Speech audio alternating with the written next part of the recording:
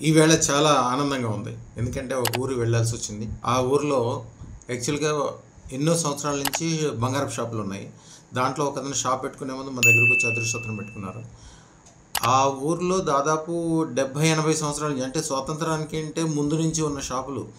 ఆటన్నిటిని మించి ఈయన ఒక్కడే ఫస్ట్ పెట్టుకున్నప్పుడు చిన్న వర్క్‌షాప్ లాగా పెట్టుకున్నాడు. తర్వాత ఆర్డర్‌లు తీసుకోవటము, పెళ్ళిళ్ళ వస్తువులు తీసుకోవటము. ఆయన చెప్తాడు రోజు. నేనిచ్చిన రూపాయి బిళ్ళ ఆయన షాప్‌లో మెయిన్ ద్వారంలోనే ఉంటది. రోజు నాకు దండం పెట్టుకొని గానీ, 10 నిమిషాలు నా పూజ అయిన తర్వాతే ఆయన ఏ పనైనా చేసుకుంటాడు. కస్టమర్లందరికి కూడా రోజుకి 10 సార్లు చెప్తాడు నా గురించి.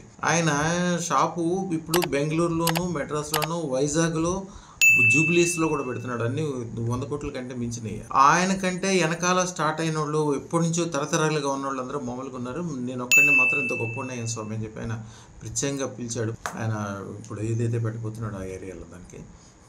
ఏంటంటే ఎప్పుడైనా కూడా అదృష్టం అనేది ప్రొటెక్షన్. ఎవరు కూడా మన దగ్గర చాలా గొప్ప గొప్పోళ్ళు అంటే 10,000 కిలోల బంగారం దగ్గర ఉంటది. ఒక ఖజానా జ్యువెలరీ ఆయన దగ్గర, భీమ్జీ జ్యువెలరీ, నోయిడాల దగ్గర షాపులు, పెద్ద పెద్ద షాపులోళ్ళందరూ కూడా ఫస్ట్ మన దగ్గర అదృష్టం పెట్టుకున్నాక వాళ్ళకి ఒక సెంటిమెంట్ అనమాట. అదృష్టం పెట్టుకున్నాకే వాళ్ళ పిల్లలతోటైనా, మనోళ్ళైనా, మనవరాళ్ళతో అయినా షాపులు ఓపెన్ చేపిస్తారు. ఎక్కడి నుంచి ఎక్కడికి వెళ్తారో వాళ్ళకే తెలుసు. ఎప్పుడైనా కూడా అదృష్టం ధారణ చేయకుండా చేస్తే అది మీరు సక్సెస్ అవ్వడానికి 100కి 3% నుంచి 4%. అంటే ఎవరైనా ఏదైనా చేస్తే 100కి ఒక ముగ్గురు నలుగురే సక్సెస్ అవుతారు. మిగిలినందరూ అలాగే ఉండిపోవటం కానీ, వెనక్కి రావటం కానీ ఏదో ఒకటి అయిపోతుంది. కానీ అదృష్టం పెట్టుకున్న వాళ్ళు ఉన్న చోట నుంచి 100 రెట్లు 1000 రెట్లు పెరుగుతారు. దీనికి ఇచ్చే 1,16,000కి కోటి రెట్లు లాభం పొందుతుంది. శుభం భూయాత్.